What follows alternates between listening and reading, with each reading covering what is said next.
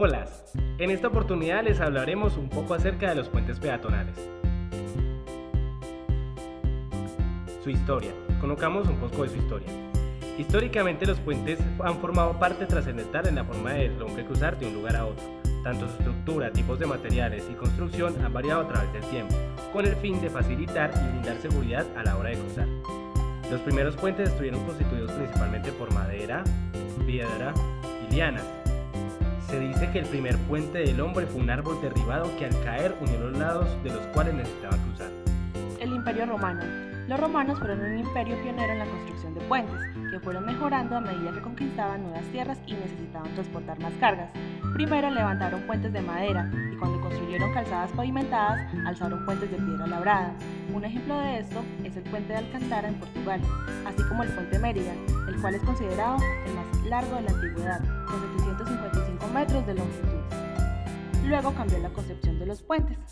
Mientras que los romanos los vieron como una herramienta para salvar obstáculos y contribuir a la expansión del imperio, el hombre medieval veía en los ríos una defensa natural contra las invasiones, por lo cual el puente era un punto débil en el sistema defensivo. Por tal motivo, muchos puentes fueron desmantelados. Finalmente, a fines de la Baja Edad Media, renació la actividad constructiva. Luego, con la Revolución Industrial, los sistemas de celosía de hierro forjado fueron desarrollados para puentes más grandes. Más tarde llegó el acero. A partir de 1840 se presencia un desarrollo muy rápido y amplio de la construcción de puentes, causada por la intensa actividad económica generada por la Revolución Industrial. Ahora veamos las partes de un puente. Un puente se divide en subestructura y superestructura. En la subestructura tenemos los estribos, son los apoyos en los extremos del puente, son los que transfieren la carga de este al terreno, y los pilares, que son los apoyos intermedios. La superestructura contiene principalmente el tablero, que es la parte del puente que soporta directamente las cargas. Está formado por losa de concreto, madera o piso metálico. El tablero descansa sobre las vigas principales directamente.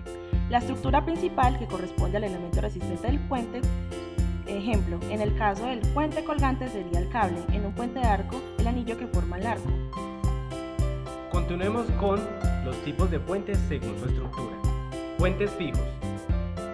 En general, los puentes de vigas están conformados por elementos que dispuestos paralelamente a una distancia de X entre ellos, salvan una distancia entre estribos o pilas y soportan el tablero. Los puentes de vigas de hormigón o de acero pueden salvar distancias hasta 25 metros. Continuemos con los puentes de vigas armadas, constituidos por un número par de barras de igual diámetro dispuestas en varias filas, empleadas para distribuir los esfuerzos de tensión en las vigas. Este tipo de puente se clasifica en dos categorías: puente de armadura superior y puente de armadura inferior. Los puentes de vigas armadas pueden ser considerados puentes continuos, ya que logran librar ininterrumpidamente muchos tramos. Tenemos los puentes de arco. Un puente de arco consta de una estructura semicircular que permite desviar el peso de la cubierta del puente hacia los estribos, los cuales están ubicados en los extremos. Gracias a ello, la sección curvada del puente, que está siempre sometida a esfuerzos de compresión, puede soportar la carga. Un buen ejemplo es el puente Bond de Francia. Puentes de armadura sencilla. Este tipo de puentes se componen de miembros unidos entre sí en sus extremos. Dichos miembros están dispuestos de forma de triángulo. Presentan variadas formas según la longitud del tramo que se debe salvar. Una de las más utilizadas es el Warren, el cual es más económico por simplicidad y economía. Continuemos con el puente colgante. En comparación con los demás tipos, este es el tipo de puente que salva las más extensas longitudes de tramos de todo el mundo. Su estructura se compone básicamente de cables flexibles sujetos a los extremos del tramo del puente a salvar. Un ejemplo de ellos es el famoso puente Capilano, el cual tiene 136 metros de largo y cuenta una altura de 70 metros. Su principal ventaja y a la vez desventaja es su ligereza. Este tipo de puente funciona exclusivamente a tracción, la cual es soportada gracias a una estructura flexible. Tenemos el puente colgante atirantado. Convierte una armadura reforzada, cuyo fin es soportar la flexión local producida por las grandes cargas que atraviesan el puente. En este tipo de puente, los cables parten de la torre y forman triángulos isósceles con el tablero. El puente Sky cuenta con 125 metros de altura y se encuentra en Malasia. Puentes móviles.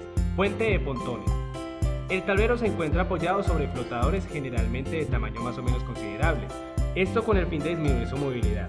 El principal inconveniente del proceso de diseño de este tipo de puente es su enlace con la tierra debido a que la mayoría de aguas varían de nivel, en el mar por la marea y en los ríos por la variación en el caudal. Estos puentes también son considerados como puentes de desplazamiento horizontal, el cual es un tipo de puente móvil con un tablero que se mueve en horizontal.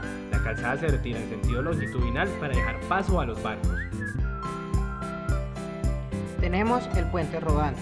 Es un tipo de puente móvil peatonal del que solo hay un ejemplar en el mundo. El puente permite el tráfico marítimo cuando está enrollado y el paso de peatones cuando este está extendido. Este se encuentra en Londres, en Reino Unido. También tenemos los puentes inclinados. Es un tipo de puente móvil que gira en torno a un eje longitudinal para así permitir un gávito mayor para el tráfico marítimo. Para ello el tablero es cóncavo, permitiendo así una distancia mayor respecto al agua al girar. Puente basculante. Tipo de puente móvil compuesto por una o dos secciones que se abren a través de contrapesos ubicados debajo de la plataforma. Dichas secciones giran alrededor de un eje horizontal. Este tipo de puente es común en canales navegables. Terminaremos hablando de fallas en puentes. Una muy común es la corrosión. Está presente en puentes de estructura metálica o cuya estructura contenga acero. El hormigón reforzado con barras de acero es usado en la construcción de puentes. Es susceptible a la corrosión. A medida que las barras de acero se corroen y se dilatan, también producen la degradación del concreto, debido a que los productos de degradación del acero lo agrietan, produciendo la ruptura de pedazos de hormigón. Ahora vamos a hablar sobre la fatiga. Consiste en el deterioro de los materiales a causa de las cargas dinámicas, las cuales a determinado número de ciclos comienza a presentar grietas. Estas cargas cíclicas pueden producir discontinuidades superficiales microscópicas, que actúan como concentradores y por tanto como lugares de inicio de grietas. Algunas se pueden ver a simple vista y otras solo se producen en el interior del material. El viento.